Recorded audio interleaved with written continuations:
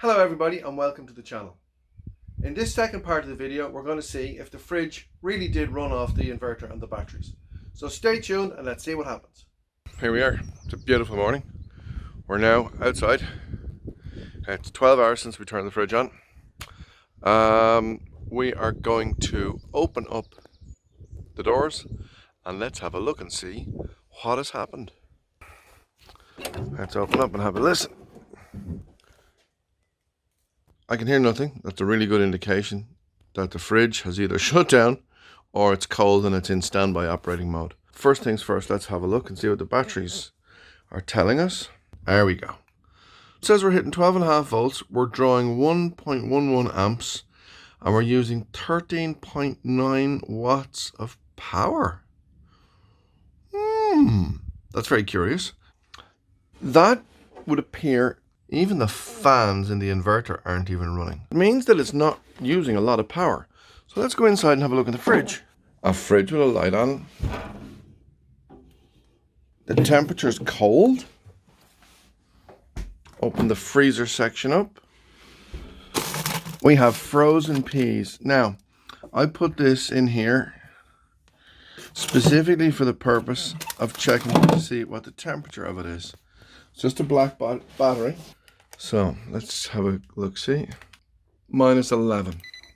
We have frozen peas at -11. So this leads us to believe that at -11 and a power consumption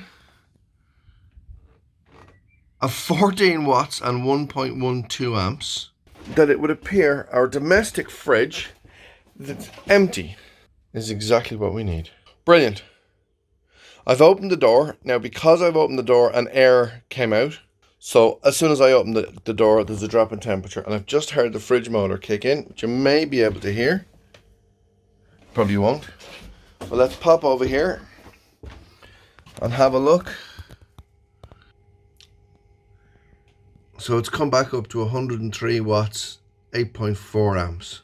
So what basically happened is when I came out to the fridge this morning, the fridge was in its non-operating mode. It was in its standby mode, which means not that it's switched off, it just means that it's down to temperature. It's quite happy. It's a modern fridge freezer. So yeah, A+. So I've had the fridge freezer on all night. We came out to the van. It's on standby. It uses very little amount of electricity. Now, one of the big things about that is that when the fridge cools down to the desired temperature that you have it set at. Now, bearing in mind we also have it set at maximum. We had -11 degrees in the freezer, perfectly good. Make ice, no problem at all.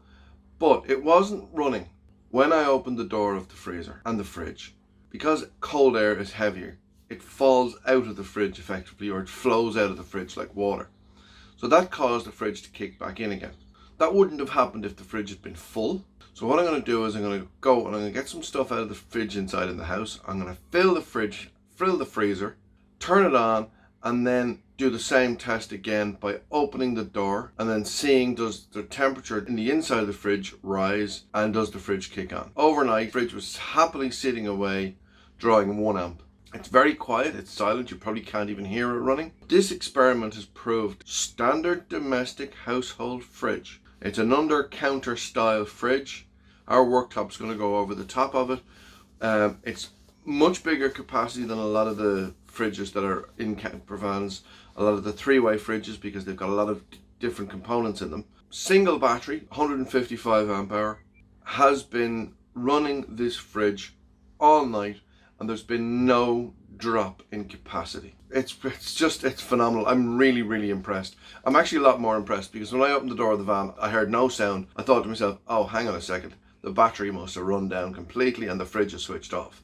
I looked over at the inverter and the lights were on. Came over, had a look at the panel. The panel said that we were still active. We had 12.5 volts in the batteries. Came over, opened the fridge, the light came on, opened the freezer, and the temperature was -11.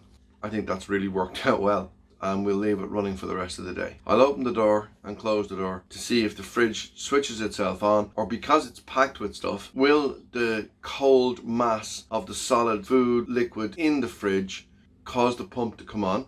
And if it does, how long will it come on for?